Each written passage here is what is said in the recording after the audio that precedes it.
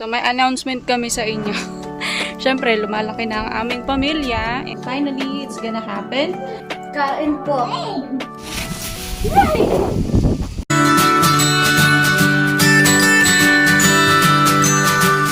Good morning, guys! So, ayan, nagpe-prepare ako ng lunch namin. Mag-prito ako ng hotdog for the kids. Nagluto din ako ng rice at itlog. Ito naman yung favorite nila. So, ito, pakita ko. O, diba? Pilipinong-Pilipino. Meron din kaming tira kagabi yung chicken tocino. Rice. Yes? Yes, I know! What do you want? Rice! Oh my God! May pinapaitan din kaming tira kagabi. O, ayan o, sarap. My Filipina girl. O, kinamay na ang rice. It's yummy na? Ja. Kijk. Er zit geen smaak aan, mama. Dit is droge, vieze rijst. Hier, Ading. Ate? Ading heet het gewoon op. Ate, you want egg? Sabaw? No? Oh, Pilipinong-Pilipino. Ate.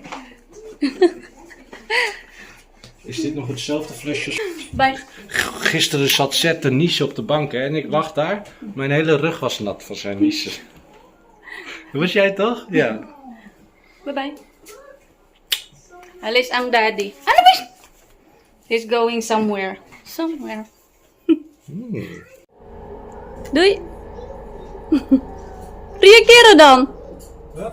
Doei. Doei. Sexy ba nun? You love me. I love you too. Doei. Kain po. And tayo, guys. The picture. Yes. Ezra, biscuit, a square. Ayan, even it's vacation. Nag-study pa rin ang kuya para hindi makalimot sa school. Right, kuya? Ay, sige na. Ayan, dumating na nga pala ang Daddy Peter galing sa kanyang lakad. Ayan, naglilinis siya ng auto today. Kasi nga pupunta siya ng garage. Ayan. Naglinis silang dalawa.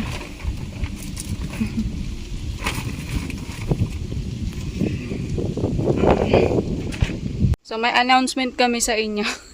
Siyempre, lumalaki na ang aming pamilya and lumalaki na din ang aming mga anak. So, kailangan na namin ng malaking service. Yay! So, ayan, pupunta si Daddy mamaya sa garage and titingin siya ng yung nakita niya sa online na sasakyan. So, mas malaking sasakyan yung kukunin niya. So, tignan natin kung makasama ako. Tignan ko kung makapag-vlog ako doon and yeah. Actually, matagal na po talaga namin planong bumili ng mas malaking sasakyan. Nauudlot lang kasi busy si Daddy Peter mag-work, hindi siya makatingin sa online, gano'n, hindi siya makaalis-alis. So, yun nga. Tapos, umuwi pa kami ng Pilipinas last year. So, wala talagang time. And, yan. Finally, it's gonna happen. And, last time na dinala ni Daddy Peter yung sasakyan namin sa my garage para ipa-check up kasi dapat palagi yun dito sa Netherlands. Pagka yung car mo, kailangan laging naka-insurance, laging naka-kondisyon. So, ayun nga, chinek nila and may sira na siya. So, sabi ni Daddy Peter, once na ipagawa daw niya yun, mas mamamahalan siya. So, total, na plano na namin bumili ng sasakyan. So, mag-for the go na siya sa bago. And i-let go na namin yung luma. And welcome the new blessings. Tet-tet! Mag-vacuum ang kuya.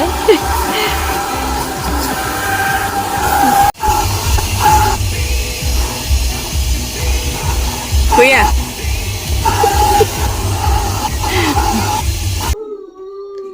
Ayan, nililinisan nila yung lumang sasakyan kasi nga papakita ni Daddy Peter yon sa garage and titignan nila, i-rate nila based on the how many kilometers na yung tinakbo ng sasakyan. At syempre, kailangan decenteng tignan pa rin. So, nilinisan nila. And, bibigyan nila ng price. Ipa-price nila yan. Titignan nila kung magkano pa ang value ng sasakyan. Syempre, minus na dun yung, yung sira niya. Tapos, pag nakita na nila yung value ng sasakyan, ibabawas na nila yon sa ibabayad ni Daddy Peter para dun sa bagong sasakyan ng kunin niya. So, para siyang, buy and sell, gano'n. Busy pa rin ang mag-ama.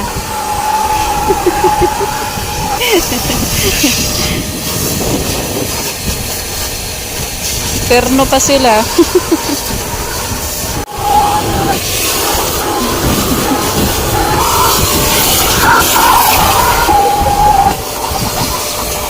Pangulit si Mama.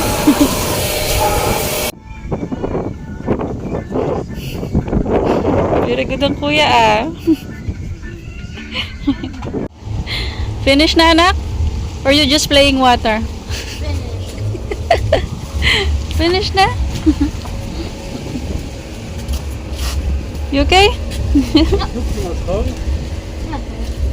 En dan laat je hem zo goed mogelijk schoon te krijgen. Yun, nagliligpit na yung dalawa. Finish na silang maglinis ng sasakyan. Darating pala yung in-laws ko. So, isasama daw ako ni Daddy. Tapos, isama daw niya din si Sed. It's nice daw to, to Sed daw yung bago. And, ang tawag nito, maiwan si Oma sa mga bata. So, sasama din si Opa sa amin. Anyway, see you there! Excited na ako. Alis na kami.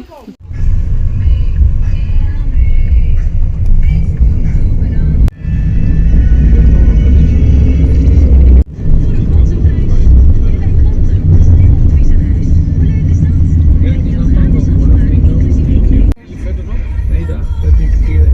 Ja, heel goed. Ja, dat kan.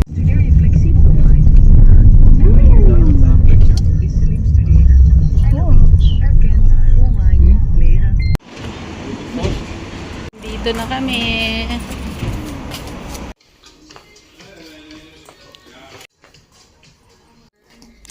Ito yung tinitignan nila.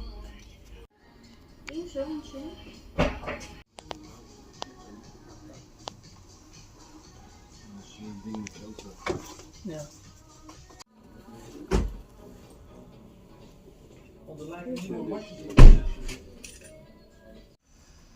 Wat is vrij deur? Nou, hier zie je verder ook geen gekke dingen aan. Nee?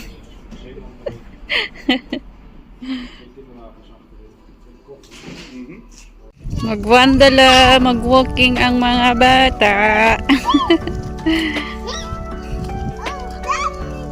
Bago matulog.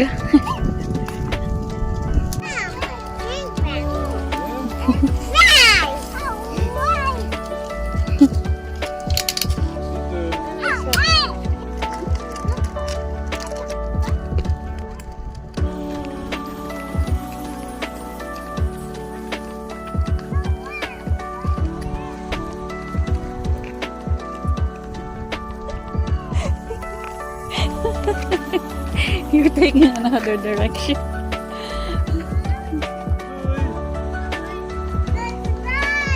Kom, Saya.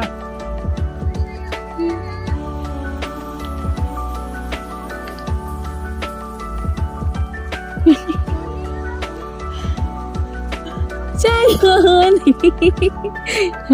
Hey, sit down!